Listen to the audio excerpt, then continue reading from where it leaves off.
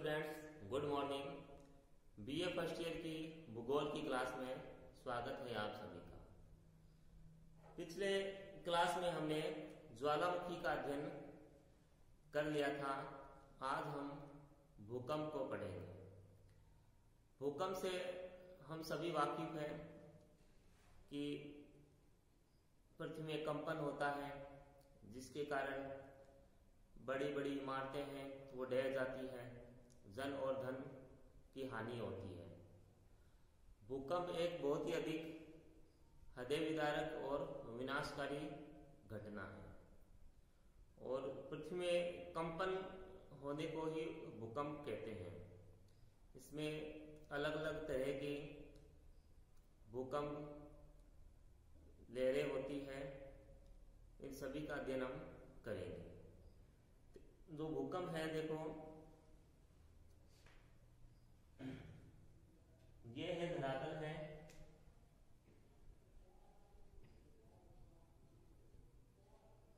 ये धरातल है पृथ्वी का। जैसे ये यहाँ भूकंप उत्पन्न हुआ है तो इसे भूकंप मूल या उत्पत्ति केंद्र कहते हैं भूकंप का।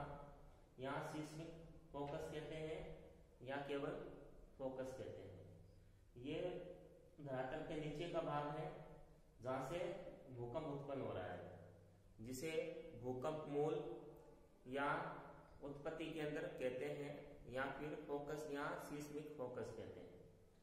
और इसके ऊपर जो कंपन का प्रभाव होता है, जहां जो भूकंप की जो कंपन है सबसे पहले महसूस की जाती है या अनुभव की जाती है, उसे भूकंप केंद्र या भूकंप अधिकेंद्र कहते हैं और इंग्लिश में इसे एपिसेंटर कहते हैं।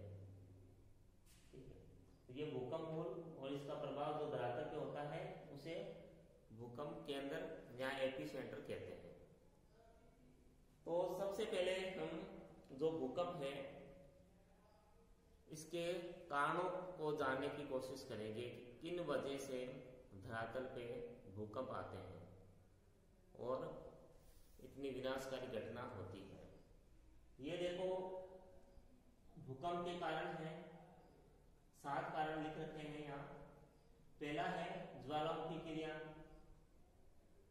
सेकेंड है भूपटल भ्रंश, थर्ड पॉइंट है भू संतुलन में अव्यवस्था, चौथा पॉइंट है जलीय भार, 5वां बिंदु है भूपटल में सिकुड़न, छठा पॉइंट है गैसों में फैलाव और 7वां पॉइंट है प्लेट टेक्टोनिक सिद्धांत।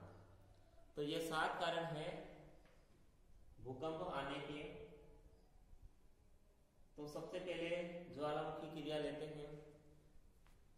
तो ज्वालामुखी हमने इससे पहले ज्वालामुखी पढ़ा है हमने और उसमें यही बताया है मैंने आपको कि ज्वालामुखी और जो भूकंप है इनका अटूट संबंध है। जहां ज्वालामुखी क्रिया होगी वहां पे भूकंप की क्रिया भी होगी। इनमें एक संबंध पाया जाता है। अब जब भूकंप आता है, भूकंप ये मतलब जो ज्वालामुखी का विस्फोट होता है, अत्यधिक भयंकर विस्फोट होता है, जिसके कारण जो पृथ्वी का संपूर्ण धरातल है वो भी हिल जाता है और भूकंप आता है। कई बार जो भूकंप है वो समुद्री क्षेत्रों में भी आता है, जिसे सुनामी कहते हैं, और जो तटवर्ती क्षेत्र है वहां बहुत अधिक हानि होती है। और जो ज्वालामुखी क्रिया है उसका आप बता रखा है आपको पिछले वीडियो में। जो ज्वालामुखी जो क्रिया है, कारण है भूकंप आने का, इसमें ज्यादा बताने की आवश्यकता भी नहीं है आपको। और ज्वालामुखी जितना अधिक तीव्र उद्गार होता है उतना अधिक तीव्र भूकंप आता है।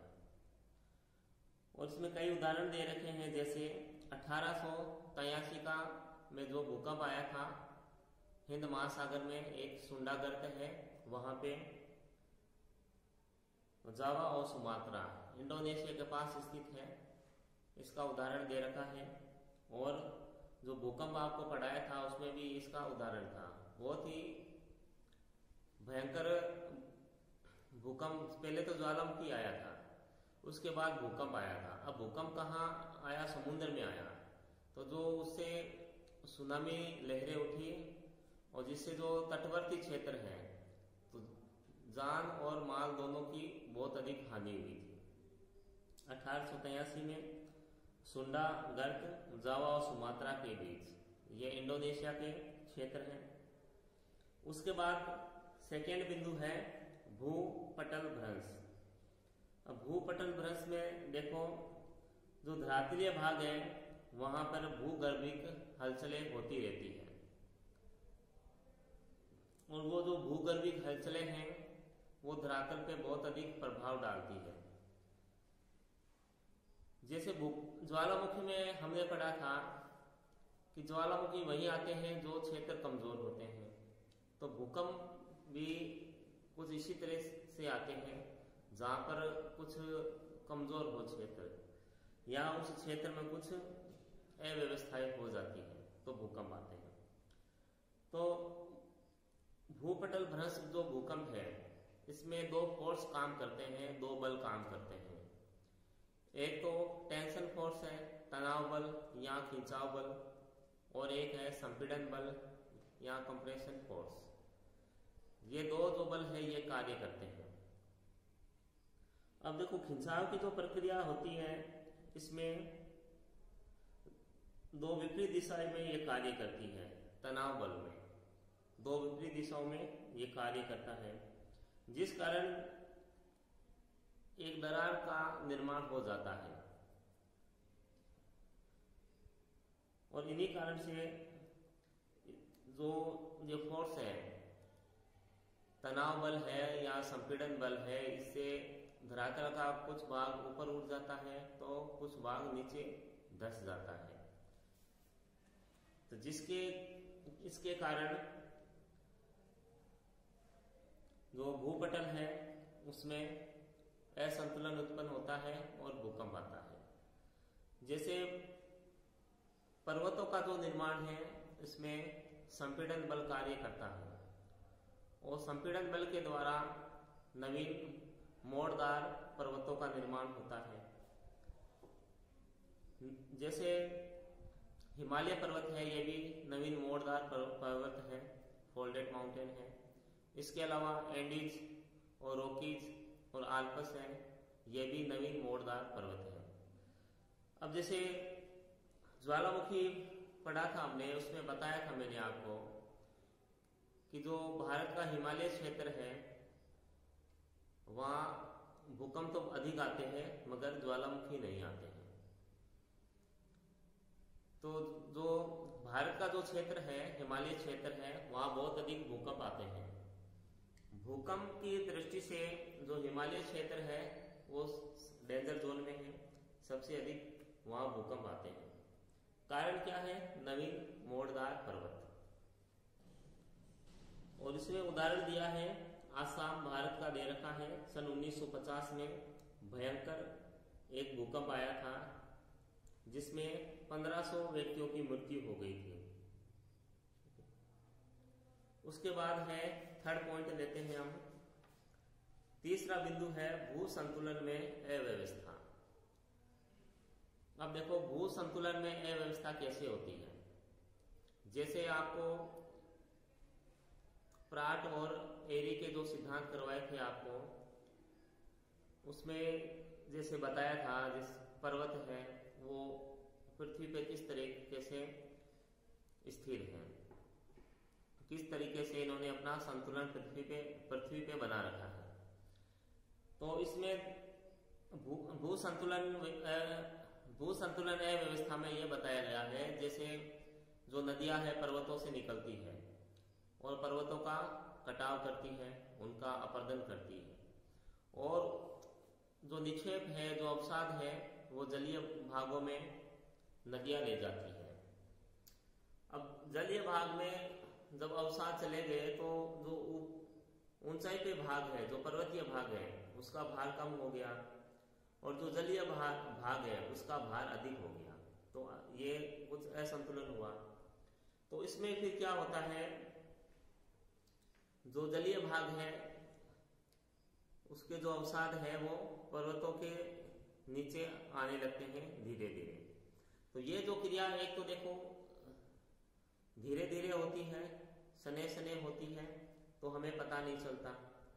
और यही क्रिया अगर तीव्र गति से होती है, जो अवसाद है तीव्र गति से पर्वतों के नीचे आते हैं, तब कंपन उत्पन्न होता है, तो वो भूकंप का कारण होता है। तो इसमें कारण यही है कि जो पर्वतीय क्षेत्र है, अपरदन के कारण उनका भार कम हो जाता है और जलीय भाग अधिक हो जाता है, इसलिए असंतुलन के कारण भूकंप आता है। उसके बाद है चौथा कारण है जलीय भार। जलीय भार का अर्थ जो मनुष्य जो बांध बनाता है, जो पानी को रोकता है, जो बांध बनाता है, जो डैम बनाता है, तो ये जो क्रिया होती है अप्राकृतिक होती है। जहां डैम बनता है वहां बहुत अधिक मात्रा में पानी को रोका जाता है, और जो पानी होता है उसकी भार की वजह से पृथ्वी के नीचे असंतुलन की स्थिति उत्पन्न हो जाती है, जिसे भूकंप आते हैं। लेकिन जो प्राकृतिक रूप से बने हुए जलाशय हैं, चाहे झील हो, तालाब हो, समुद्र हो, वो इस श्रेणी में नहीं आते हैं। जो अप्राकृतिक रूप से बनाए हुए हैं जलाशय, बांध वगैरह या जो तालाब है मनुष्य बना रहा है, वो इस श्रेणी में आते हैं, और इससे भू संतुलन प्रभावित होता है। और इसमें जो जल भार का अर्थ मानवकृत जलाशयों से ही लिया जाता है। जैसे मानव बहुमुखी योजनाएं बनाता है, नदी और बांध का निर्माण करता है, नदियों पर बड़े बड़े बांध बनाता है, और अनावश्यक जल को बड़े बड़े जल भंडारों में एकत्रित करता है, और जो भूपटल है उस पर अत्यधिक जल के भंडारण से भार और दबाव अचानक बढ़ जाता है। तो पृथ्वी पे भार और दबाव दोनों ही चीज बढ़ जाती हैं, तो भूपटल में अव्यवस्था स्थापित होती है, और इसका परिणाम भूकंप होता है। तो इसमें उदाहरण दिया गया है 1967 का, 11 दिसंबर 1967 भारत का उदाहरण है। ये कोयना भूकंप क्षेत्र है, दक्षिण भारत में स्थित है, कोयना क्षेत्र है, वहां भूकंप आया था। कोयना क्षेत्र में कोयना बांध बना हुआ था। तो जो भूगर्भ वैज्ञानिक है उन्होंने कोयना क्षेत्र में भूकंप आने का कारण कोयना बांध को बताया। उन्होंने कहा कि कोयना बांध के कारण यहाँ भूकंप आया है, क्योंकि पृथ्वी के धरातल पर संतुलन बिगड़ गया है, इसलिए भूकंप आया है। लेकिन कुछ विद्वान इस बात का खंडन भी करते हैं कि इस तरीके से इतना भयंकर भूकंप नहीं आ सकता, क्योंकि जो कोयना का जो भूकंप था वो बहुत ही भयंकर था, विनाशकारी भूकंप था। लेकिन कुछ विद्वान इस जो मत का है इसका खंडन भी करते हैं कि जल के भार के कारण या बांध बनाने से इस तरह के विनाशकारी भूकंप नहीं आ सकते। फिर पांचवा बिंदु है, देखो, भूपटल में सिकुड़न। अब भूपटल में सिकुड़न है, यह संकुचन सिद्धांत है। संकुचन सिद्धांत अब ये दिया था डाना महोदय ने।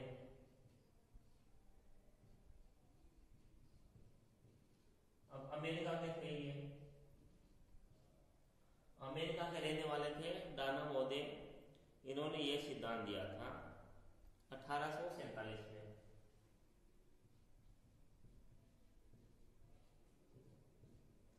संकुचन सिद्धांत है डाना महोदय का, 1847 में इन्होंने दिया था अपना ये सिद्धांत। देखो इस सिद्धांत में यह कहा गया है कि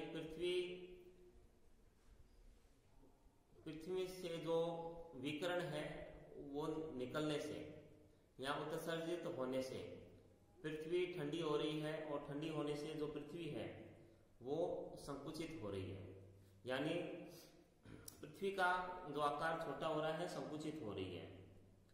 तो इसे भूकंप आने का कारण माना गया था। तो इसमें जो भूकंप आते हैं, जो ठंडे होने से जो क्रस्ट है पृथ्वी की, उसमें क्या संकुचन पैदा हो रहा है, और इसके संकुचन के कारण पर्वत निर्माणकारी जो क्रियाएं हैं वो अधिक हो रही है।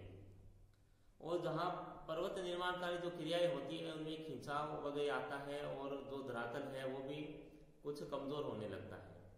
तो इस कारण से भूकंप आते हैं। और जेफरीज इस मत के प्रमुख प्रवक्ता है। जो जेफरीज महोदय हैं,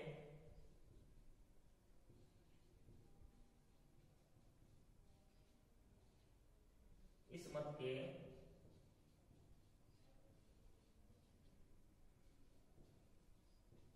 प्रमुख प्रवक्ता है, यानी संकुचन के कारण पृथ्वी के शीतल होने की वजह से इस तरह के भूकंप आ रहे हैं, क्योंकि इससे पर्वतों का निर्माण होता है। पर्वत निर्माणकारी क्रियाओं का जन्म होता है। लेकिन इस सिद्धांत का भी आलोचना की जाती है, क्योंकि पृथ्वी इसके विपरीत यह कहा जाता है कि जो पृथ्वी के अंदर रेडियो एक्टिव पदार्थ है उनके द्वारा निरंतर जो ऊष्मा है वो निकलती रहती है। तो पृथ्वी का जो शीतल होना है या संकुचित होना है वो सही नहीं है। यह वैज्ञानिकों का या भौगोलिक शास्त्रियों के द्वारा कहा गया है।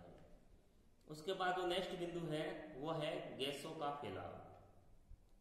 अब गैसों के फैलाव में यह माना जाता है जो गैसें हैं जब भूगर्भ में प्रवेश कर जाती है तो पृथ्वी जो अंदर से गर्म है, तो जब जल प्रवेश करने के कारण जो जल है वो गैस और वाष्प में परिवर्तित हो जाता है, और फिर वो धक्के मारने लगता है पृथ्वी के जो परत है उस पे, जिसके कारण भूकंप आते हैं। और उसके बाद ये कहा गया है कि कभी कभी क्या होता है, जो पृथ्वी के जो ऊपरी दबाव है, पृथ्वी के ऊपर जो दबाव है वो कम हो जाता है, और कम हो जाने के कारण जो गैस है जो संकुचित रहती है, प्रेशर के कारण जो संकुचित रहती है वो फैलने लगती है, और गैस के फैलने के कारण भी धरातल में कंपन होता है, जिससे भूकंप आते हैं। अब इसमें दो तरह की बात होगी गैसों के फैलाव में। एक तो जब जो गैस है, जो जल है भूगर्भ में प्रवेश करता है और गैस और वाष्प बनती है, वो धक्के मारती है बाहर आने के लिए। और दूसरा कारण यह है जब पृथ्वी पर जो दबाव है वो हट जाता है या कम हो जाता है तो गैस फैलने लगती है, तो उस वजह से भी भूकंप आता है। अब अंतिम कारण है प्लेट टेक्टोनिक सिद्धांत। अब जो प्लेट टेक्टोनिक सिद्धांत है वो आधुनिक सिद्धांत है, ये बताया है आपको पिछले वीडियो में। अब जो प्लेट टेक्टोनिक सिद्धांत में जैसे आपको तीन प्लेटें बताई गई है, रचनात्मक प्लेट, विनाशी प्लेट और संरक्षित प्लेट। तीन प्लेटें बताई गई है। देखो प्लेटों को देखो तीन तरह की बनाई है, जो आपस में टकराती हैं, और दूसरी विपरीत दिशाओं में जाती है, और तीसरी प्लेट जो है आसपास से खिसक जाती है। ये तो है देखो है विनाशी प्लेट जो आपस में टकराती है, और ये है रचनात्मक प्लेट जो विपरीत दिशाओं में जाती है, और ये है संरक्षित प्लेट जो पास से ही गुजर जाती है। इन तीनों ही प्लेटों के जो किनारे हैं, इन तीनों ही प्लेटों के द्वारा भूकंप की क्रियाएं होती हैं। इसमें सबसे पहले देखो रचनात्मक प्लेट है। जो रचनात्मक प्लेट के जो किनारे हैं इनका निर्माण मध्य महासागरीय कटकों के सहारे होता है, जहां दो प्लेट है जो विपरीत दिशाओं में जाती है। अब ये देखो दोनों प्लेटें विपरीत दिशाओं में जा रही है, तो विपरीत दिशाओं में जाने के कारण दाब मुक्त होने से इन पे जो प्रेशर होता है वो कम हो जाता है अलग दिशाओं में जाने के कारण। तो दाब मुक्त होने से मध्य महासागरीय कटक के नीचे ऊपरी मेंटिल का भाग पिघल जाता है। जो मध्य महासागरीय कटक है उसके नीचे जो मेंटिल का भाग होता है वो पिघल जाता है, और पिघलने से क्या होगा, मैग्मा का निर्माण होगा। अब मैग्मा का निर्माण होगा तो क्या है, मैग्मा धरातल पे आता है।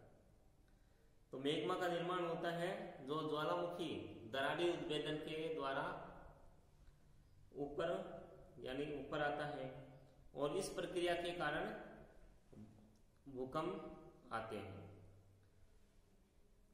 चूंकि मैग्मा के ऊपर उठने की दर मंद होती है, अतः भूकंप साधारण एवं कम गहराई वाले होते हैं, जिसका भूकंप मूल 25 किलोमीटर से 35 किलोमीटर की गहराई तक होता है। अब जब जो रचनात्मक प्लेट है इसके द्वारा जो भूकंप आ रहे हैं तो वो इतने तीव्र नहीं होते हैं, हल्के भूकंप होते हैं, क्योंकि इसमें जो गैस है होते हैं उसका तीव्रता से प्रकट नहीं होता है। जो मैग्मा है वो दरारी उद्भेदन के द्वारा आता है लावा, और इसकी जो गहराई है वो भी अधिक नहीं होती है, 25 से 35 किलोमीटर की गहराई से ये भूकंप आते हैं। उसके बाद है विनाशी प्लेट किनारे।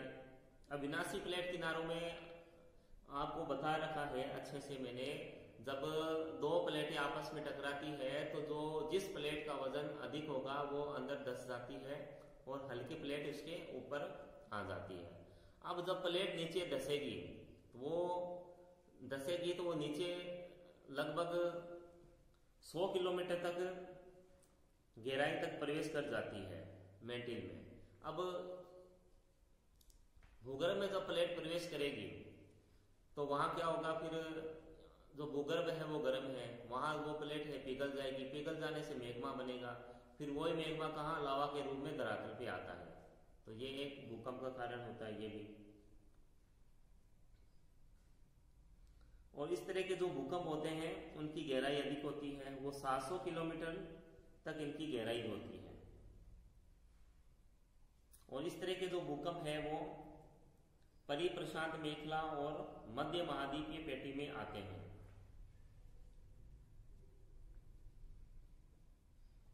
उसके फिर है संरक्षी प्लेट है। जब दो प्लेट एक दूसरे से अगल बगल मतलब अगल और बगल ये जो सरकती है तब भूकंप आते हैं।